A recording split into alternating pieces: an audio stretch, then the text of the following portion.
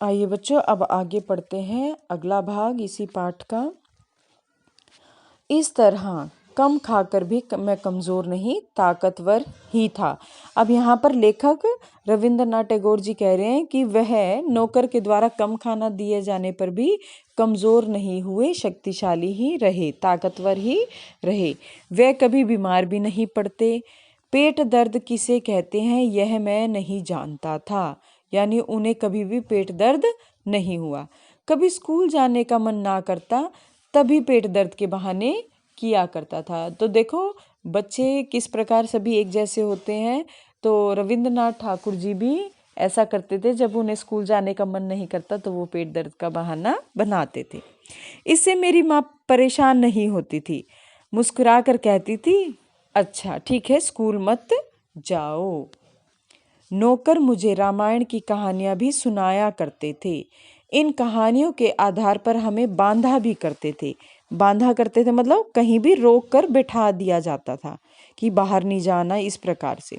जब उन्हें अपने काम के लिए बाहर जाना होता, किन्हें, नौकरों को, तो वे लेखक को जंगलेदार खिड़की के पास, जंगलेदार यानी जो जाली वाली खिड़की होती है, के पास बैठाकर खटिया से चारों ओर लकीर खींच देते। फिर कहते, छोटे मालिक इससे बाहर नहीं निकलना, तुम तो जानते ही हो कि लक्ष्मण की खींची रेखा से बाहर निकलने पर सीता मैया का क्या हाल हुआ था। भयानक राक्षसों ने पकड़ कर ले गया था, याद है ना। तो आपने देखा होगा जब हमें छोटे बच्चों को कोई बात मनवानी हो तो हम किस प्रकार उन्हें कहानियों के माध्यम से सिखाते हैं। मुझे घेरे में बंद कर नौकर चले जाते। मैं खिड़की से बाहर तालाब और बड़े से बरगद के पेड़ को देखता, घंटों बैठा रहता। वहीं से मैंने चीज़ों को ध्यान से देखना, उन्हें अपनी यादों में संजोना सीखा। संजोना यानी संभाल कर रखना।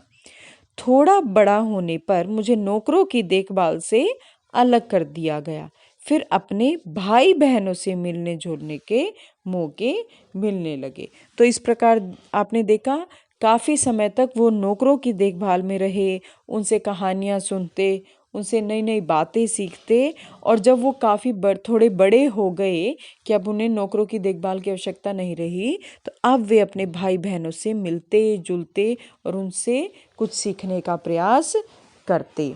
तो इस प्रकार हमने पाठ का एक पृष्ठ पूरा कर लिया है, जिसमें हमने यही पढ़ा कि रविंद्रनाथ ठाकुर बचपन में एक अच्छे परिवार से संबंध रखते थे।